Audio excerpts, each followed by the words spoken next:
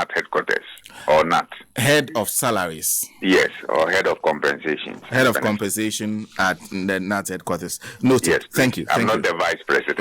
Okay. Head of compensations. Now, yes, Mr. Ban, thank you very much for joining us once again. First of all, I want to understand how serious this situation is. Is it to say if NAT, CCT, NAGRAT are on strike, it means that there's no active work going on at pre-tertiary level as long as teaching is concerned? Yes. And good morning once again, and good morning to you all you're listening. Yes, we declared a strike on 20th of March. It didn't start that day. Before then, we had issues which we submitted to the employer to look at it. We gave some timelines. That if we did not get any response to the issues, then we would advise ourselves. So we did exactly that. The timeline elapsed until we were compelled to declare an industrial action. We also followed the law by notifying the National Labour Commission before the strike was declared. So we did that to drum home our demands. Okay. And of course, I've had conversation with other unions about what these demands are. I understand that at least there was some progress made yesterday, that you had a conversation with the National Labour Commission. Which other entity was involved in this meeting that I had yesterday? So the employer, i.e. the complainant to the commission, and we, the teacher unions respondents, we all met at the NLC yesterday because we were summoned to appear. So we showed up. And the complainant is? The complainant is GES or government. Okay. So yesterday, what happened? Were you able to trash out the issues so that you can return to the classrooms and teach our wards? Okay, so yesterday, each party was given the opportunity to tell the commission the issue. So the complainant told the commission what had happened. And then we also responded by giving reasons why we took the action we took. So at the end of the day, the commission had time with each of the parties and then later invited both of us and gave rulings and directives. But were any of the issues resolved? Yes. Basically, 3 of them were resolved, i.e. the laptop issue. The NLC gave a ruling that by ending June, distribution must end by ending of June. And then the scheme of service, the NLC gave a directive that by 8th of April, the work must be complete and same submit to the teacher union for review.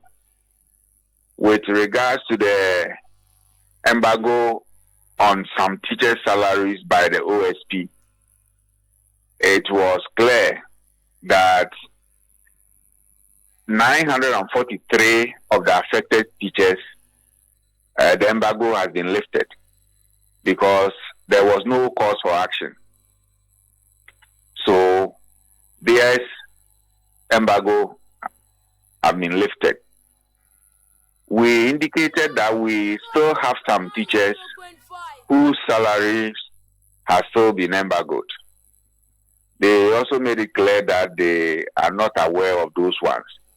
So we submitted some lists to them, and they assured us that they will work on it quickly. The last one has to do with the CBA. You know, the CBA, about 60% has been done. We are now left with the financials. So the NLC gave a directive that today, 2 p.m., negotiation must continue. And further gave 2 weeks to report back to the NLC on all the issues. Just for the purpose of clarity, in fact, when you said laptops, first initially when I heard it, I was wondering which laptops you're talking about. This issue, if I am not, maybe I am getting it right, but the first time I heard about it was about 2 years ago. Am I correct? It's more than 2 years, my brother. Okay. It started, we made our payment on November 20th, 2020 to purchase the laptop. The assurance was by close of 2021, distribution must end. But we are in 2024. So you see the gravity of the situation. We are in 2024. We paid the money on November 2020. But we are in 2024. Some of our members have not received their laptops. Some have even retired. Some dead. They didn't receive their laptop.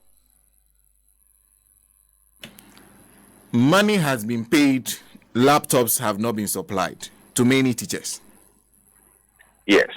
Okay. But about, let's say, 65-70% has been supplied. But we paid. So every single person must receive the laptop. I see. And then there's and that's supposed to be done by the ending of June. Yes, precisely. Okay.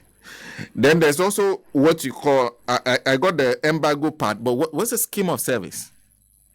The scheme of service, you see, every working institution must have a scheme of service, because as a worker, you must progress as you work. So a scheme of service spells out your progression as a worker. GES was established in 1974.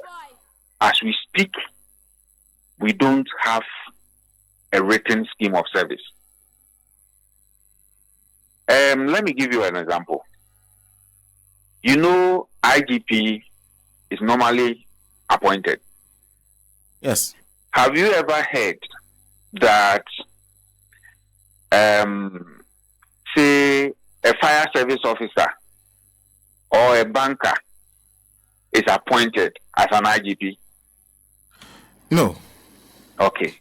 So they look within the police service, those who qualify, and then they appoint the person as an IGP. But in GES, if you heard us about a year or so ago, a director general was appointed, and this person was not a member of the GES at the time. He wasn't a member of the teaching fraternity at the time. He was brought from a banking institution to be the director general. It is because we don't have scheme of service. You get me? Yes. Currently, a lot of our members are stagnated at deputy director. The positions beyond that depends on availability of vacancies. So if there's no vacancy and somebody is on the rank of deputy director, means the person will remain on that rank till he retires. So we need a scheme of service so that if a teacher moves beyond a certain rank, and even the administrative position is not available, at least he will be on the rank till he retired to have a better pension. That is what we are calling for. I see, but if it's about the progression of those who work within the GS establishment, how do you address the matter of the appointment of the Director General? Because that's also the prerogative of the person who is in power, the president. You could pick somebody from outside. So I gave you an example of the IGP. It is the prerogative of the president, like you said. But the president will look within the police service. Because we also have more people who qualify as Director Generals. You get me? Yes. That is what we are calling for. We know it is the prerogative of the president to appoint. But we want the president to look within. You see? Okay. Like it is done in other sectors. So the conversation on the financials, and in fact, the last time I had a conversation with your colleague from Gnat, Mr. Anaba, he says the financials are important to them. The allowances, the deprived area allowances, among many other allowances that he highlighted, are very important to them because it goes directly into your conditions of service. That's right. Now, you said the negotiation is starting today. You have 2 weeks within which to report. Does that mean that whilst you're negotiating, you will not be on strike? Yes, that is true. So we also assured the Labour Commission, before the strike was declared, we did a lot of consultation with our members. So we have started doing same since yesterday. So very soon you will hear from us. And that will also depend more on the commitment we see from the negotiation table. Are the responses from your members positive in the direction of calling off the strike?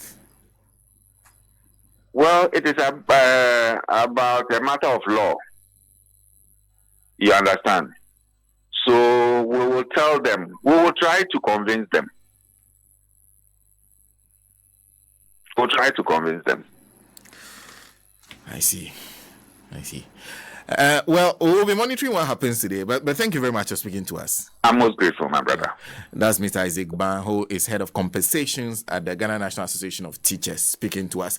So the money part is what they are starting negotiations on, and the money part is not something they are joking with. In fact, it was one of the main reasons they did call the strike.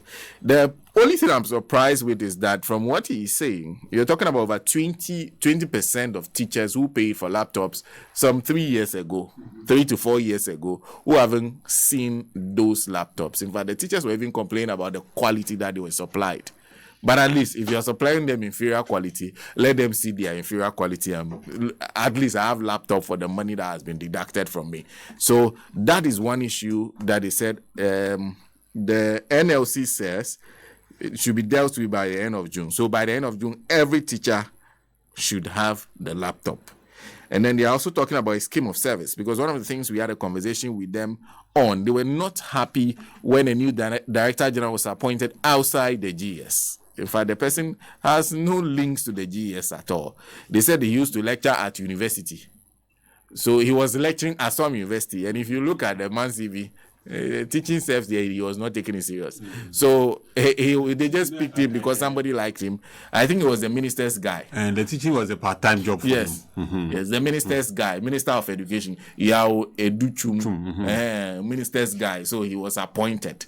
Family and friends. Yes, he was nicely appointed, and then he became. So they are looking for a scheme of service which says, and I think the scheme of service will compel the president to look at all directors there and pick from them one. At least you can find some guy they will say. And I like the example he gave, that if the president wants to pick an IGP, he looks within the police service.